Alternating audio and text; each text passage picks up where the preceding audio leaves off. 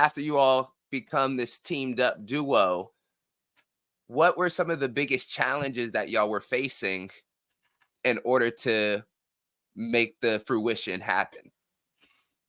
I think, well, first, the pandemic was probably the biggest.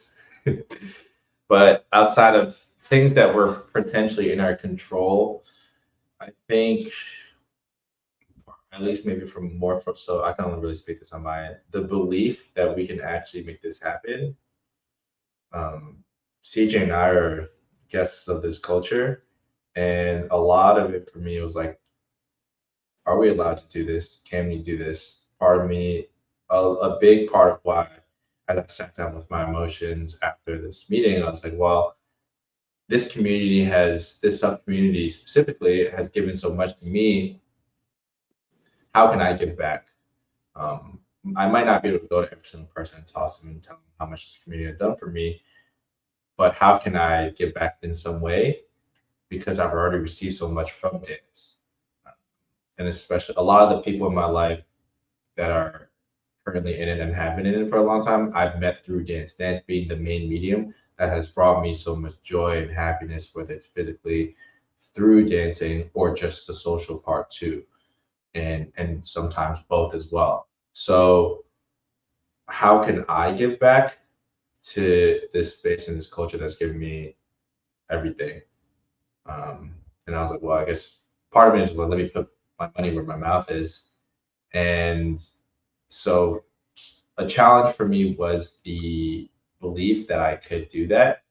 And without CJ being there, I probably wouldn't have been able to fully push myself forward because I didn't have the time, or I didn't want to quit my job and devote this. It was too financially scary for me to do so. And I think with CJ, as we talked throughout it, and the pandemic also being a blessing in disguise, mentally, emotionally, and financially too, because we get to save up a little bit more. That really helped us work out the kinks and get to a certain threshold to just be like, fuck it, I guess we go. I didn't mean to curse, but I don't know if this is a cursing profanity space, but it was just We like we accept reached it a all. We point. accept it Yeah, all. it was like we've prepped, we've been sprinting, pausing, sprinting, and now we're at the end. Do we take the jump? And I think with the support of CJ and who he is and his every fiber of his being was like, okay, I there was never a doubt in my mind that we could run and make the jump. It was just, you know, we were just running. I was like, oh crap, my legs are tired. But we're gonna still keep going. We're gonna still keep Yeah, going. In five, yeah, 6, 7, 8. Yeah, absolutely. yes. So the biggest challenge There's probably this. Oh, go mentally. ahead. Sorry. Now, as the biggest challenge, as I have just said all that, I think was the mental part for sure, Definitely. and it's still something that I think about. Um, like, should I be here? Can I be here? How can I contribute organically and not intrusively? Yeah, I think Yeah. the way I work is like I approach things like this as a marathon and not as a sprint. So like I was thinking like long term, as long as I have this, as long as like I'm persisting with it, even if even if like there's a month where I'm focused on other things, like so be it. But I'm not like giving up on this idea, and that's how it happened. Actually, it's like from the inception in 2018, we never opened until 2021. So it took almost 4 years like for it to actually happen, and it took a full year for us to just even expose the brand publicly. Of lots of conversations and like I said, selling the shit every day. Wait, sorry, I can curse, right? Hello. Yes. After Gordon just After I shot, Gordon totally broke that. He totally broke that. Yeah, so it was I always was approaching this as a marathon. We would talk about like if other people in the community were to do this, they might have approached it like a sprint, and they might have gotten it out faster, and that would come with its own a different set of challenges, I'm sure. But you know, we were like patient and played the waiting game until it was like just right, and then it happened that we ended up like, while we were like searching for space, and we were always searching in Queens, because like we're both from Queens, we wanted to do it in Queens. We found like the perfect spot where the landlords were like into the vision, like they specifically wanted us, and to make it work. So yeah, that's dope. Thank you for arising this aspect of patience, of 4 years to get it into fruition, and then what's been 2 to 3 years even since then of building. And yeah, it's this thing of like, it's not going to happen overnight. Go back to Rome wasn't built in a day. And I think although we hear cliches like that fairly often, it is difficult when it comes to our own things. I know for myself, there's a constant impatience, whether it was just taking battle class at Modega yesterday, where it's like, all right, where is my goal with me as a battler and a competitor, and being like, dang, like, why am I not there yet? I'm still not there. It's years, like, and like just that impatience that constantly comes up.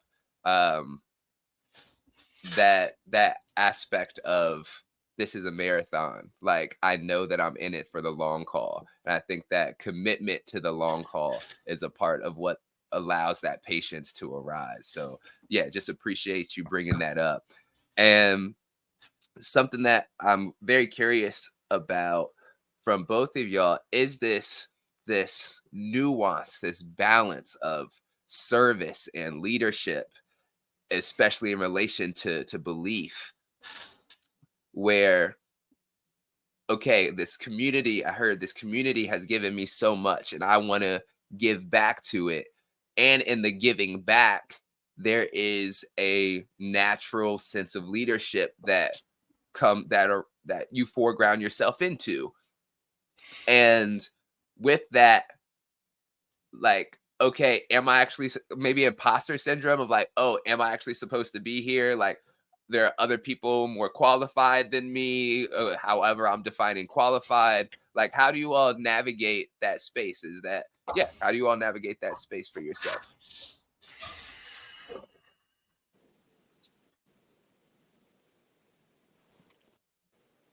Me, I'm thinking about it.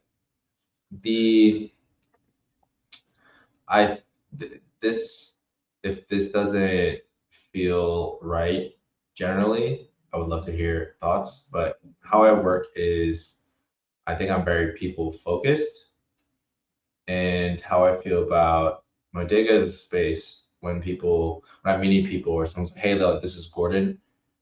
Usually it ends up being, oh, he runs Modega. And I think most people see CJ the most about it because he's there the most. He's the managing partner. It makes sense. Like, he's the face of Modega.